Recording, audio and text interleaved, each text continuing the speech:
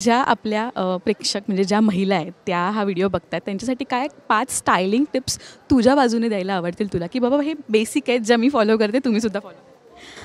Okay. So 5चं मला माहिती नाही, पण मी प्रयत्न करते. पहिली तर गोष्ट, साडीचा प्रकार जसा महत्त्वाचा आहे, तसंच त्या साडीचं नेसणंसुद्धा तितकंच महत्त्वाचं आहे. तर आपापल्या बॉडी शेपप्रमाणे ती साडी तशी नेसावी, पहिली टिप. सेकंड टिप, तुम्ही फंक्शननुसार ठरवा की तुम्हाला पदर मोकळा सोडायचा आहे की पिनअप करायचा आहे. सो कम्फर्ट हा दुसरा मी सांगेन, सल्ला देईन, म्हणजे सल्ला देण्यापेक्षा सजेस्ट करीन. तिसरं म्हणजे तुमच्यासोबत कायम कायम कायम सेफ्टी पिन्स नक्की ठेवा, बिकॉज इट्स अन इमर्जन्सी. कुठेही ते गरजेची गोष्ट आहे, ती कोणालाही उपयोगी पडू शकते. चौथं म्हणजे स्टायलिंग.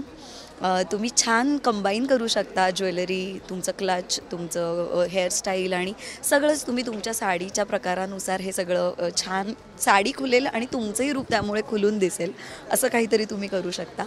आणि 5वं म्हणजे कॉन्फिडन्स, जे सगळ्यात महत्त्वाचं आहे. सो तुम्ही जे काही कराल ते तुम्ही खूप आत्मविश्वासाने कॅरी करा. बऱ्याचदा तो मलाही खूप गेन करावा लागतो, पण प्रयत्न हाच असतो की तुमचा कॉन्फिडन्स तुमचं व्यक्तिमत्व एकदम खुलवतो. त्यामुळे स्टायलिंगच्या बाबतीत तर मी म्हणेन अगेन कॉन्फिडन्स हीच महत्त्वाची गोष्ट आहे. सो मच आणि खूप शुभेच्छा तुला आणि वी विश की तुला अनेक प्रोजेक्टमधून आम्हाला बघता येईल सारखं सारखं. Thank you. Thank you so much. Thank you.